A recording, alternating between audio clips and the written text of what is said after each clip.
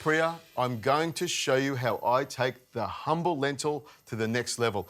I've got a spice mix that my nonna taught me to make, and it's called Ras El Hanout. And it's got some cumin, some coriander, black pepper in there, some white pepper in there, some cloves, some allspice, anise, ginger, cayenne pepper, and a little bit of cinnamon. Wow. Now, this is a North African spice mix, and my grandmother was born in Cairo, and my mother was born in North Africa, in Ethiopia. So I've been eating this all my life. Now, the trick is to just mix it around. Now, this would always be made by the spice merchants. They would make their own brand of Ras El Hanout, and you would go to them for their particular brand. But if you make it yourself, you can get a really, really nice mix out of it.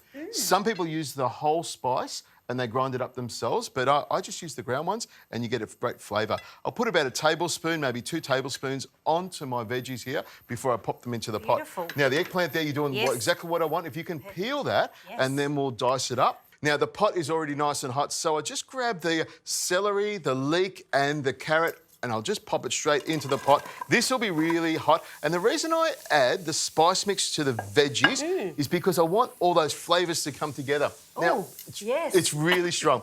In goes some extra virgin olive oil, and you're going to hear that sizzle and spice, and that is really hot. Those spices are really getting into everything. So you don't fry them off in some oil initially? No, because the pot was nice and hot, and I wanted to get it going, and I want the spices to flavour the vegetables as they cook. And I find that if I put the spices with the vegetables, it toasts up really slowly.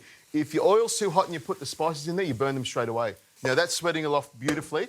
And now I'll just grab some garlic, just give them a smash with the back of my knife like this, because when you smash it, all the oil comes out of it, and that's what I'm looking for. Nice little smash like that, and I'll just give it a little bit of a rough chop. And we both smell good. Perfect. Exactly. It's something you just cannot get away from. But garlic is delicious. It's fantastic. Now, it's good for you. There you go. Very good. Now, that's simmering away beautifully, and I'll just turn that up till it's really, really hot. This stove has got a boost function, so if I want it really, really hot, I hit the button and off it goes. It really starts cooking quickly. Now, that smells fantastic, doesn't it? It does.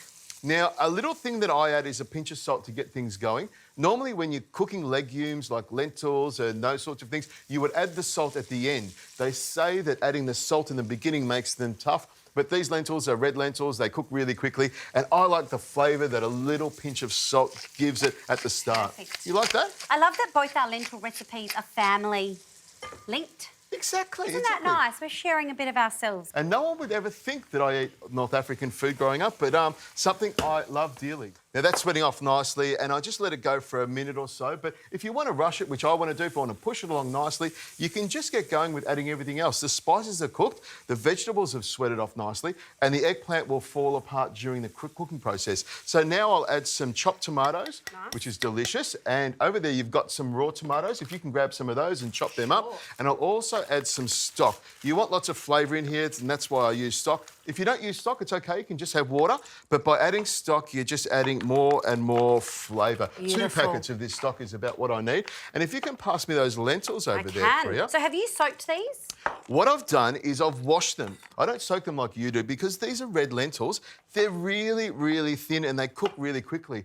But I do wash them in cold water and then strain them off, and that makes sure that if any impurities, like little stones or little bits of mud, which occasionally gets in lentils, so you make sure you get rid of any of that. And they look fantastic. I love the colour of them. Yes, they're so vibrant. Exactly, and being split lentils like this, they will cook really, really quickly. Throw that all in there, I chuck it all in there. love these kind of dishes, Richo, where you just chuck all the goodness into a pot and it all just happens. Exactly, that's what it's all about. If you've got other vegetables in the fridge, like fennel, those sorts of things, going a little bit floppy and you want to get rid of them, great, chuck them in here. This soup will make everything delicious.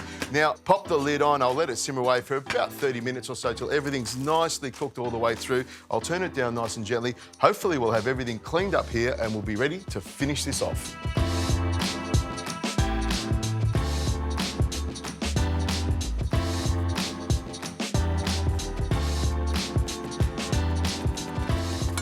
What do you think, Preeya?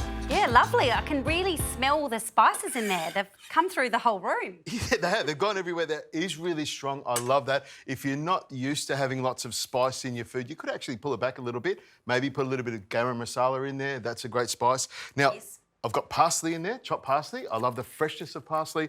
And a good squeeze of lemon goes in there as well. I'll put the whole thing in there. I love that lemon gives it that sort of high note, that zesty Yes, the freshness. tang. The tang, that's what I'm looking for. And you just stir it in there at the last second. It comes together beautifully. Look at that. That looks glorious. And you can see the eggplant's just disintegrated Yes. in there. And the lentils have really soaked up all that liquid. If you are making the soup and you want it really thin, add some more water and keep an eye on it because sometimes those lentils can really suck up every single bit of liquid that you put into it. Now, a spoon here or ladle and pop that straight into the bowl. You Look like at the colours. lots of, what, you say rainbow colours sometimes, I don't do. you? Yeah, well, A we don't. lot of the time. Yeah, You don't need to lie that's all right. all the time. Now, we'll just pop that on there. That is quite a thick, hearty soup. That's what we want. Load it with yoghurt. So you put a dollop on the top. A big dollop of yoghurt on there. You could use sour cream if you want, but yoghurt is what you want. Look at that. Sometimes I hang the yoghurt, so I get what we call a Lubna, which is a firm yoghurt cheese, and I'll put that on there, but this is going to be great. Let's have a taste. You can stir the yoghurt into it and mix it all around if you want.